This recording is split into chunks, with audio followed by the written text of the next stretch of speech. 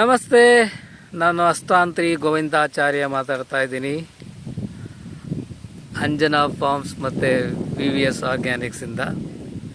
ಇನ್ನು ಮುಂದೆ ನನ್ನ ವಿಡಿಯೋಗಳು ಕನ್ನಡ ಮತ್ತು ಇಂಗ್ಲೀಷಲ್ಲಿ ಎರಡರಲ್ಲೂ ಇರ್ತದೆ. ಯಾಕಂದರೆ ನನ್ನ ಸುಮಾರು ಜನ ಫಾಲೋಯರ್ಸು ಕನ್ನಡದವರು ಅಲ್ಲದೇ ಇರೋದ್ರಿಂದ ಅವ್ರಿಗೂ ಅರ್ಥ ಆಗಲಿ ಅನ್ನೋ ಒಂದು ವಿಷಯದಲ್ಲಿ ಇಂಗ್ಲೀಷಲ್ಲೂ ಮಾಡ್ತೇನೆ.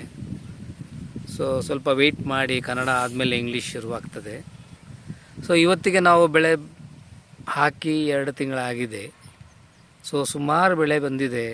ಹಸಿರು ನೋಡಲಿಕ್ಕೆ ಎಷ್ಟು ಸಂತೋಷ, ಎಷ್ಟು ಖುಷಿ ಆಗ್ತದೆ ಅಂದರೆ ಪ್ರಪಂಚನೇ ಮರೆತೋಗಿ ಇಲ್ಲೇ ಇದ್ಬಿಡೋಣ ಅನಿಸ್ತದೆ, ಆ ಥರ ಆಗ್ತದೆ.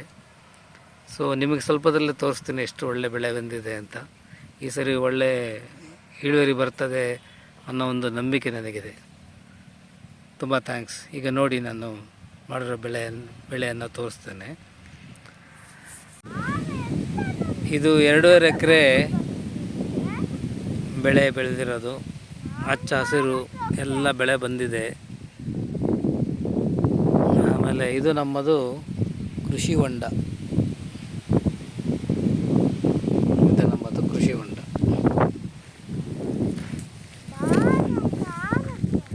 ಇದು ನಮ್ಮದು ಲಾಸ್ಟ್ ಟೈಮ್ ಹೇಳಿದ ಹಾಗೆ ಇದು ನಮ್ಮದು 7 ಮಟ್ಟು ಬಾವಿ. ಸುಮಾರು ಗಿಡ ಒಳಗಡೆ ಬೆಳ್ಕೊಂಡಿದೆ, ಅದೆಲ್ಲ ಕ್ಲೀನ್ ಮಾಡಲಿಕ್ಕಿದೆ ಇನ್ನು. ಇದು ಬಾವಿಯ ಮೋಟರ್ ರೂಮು. ಬಾಬಾ ಈಚೆ ಬಾ.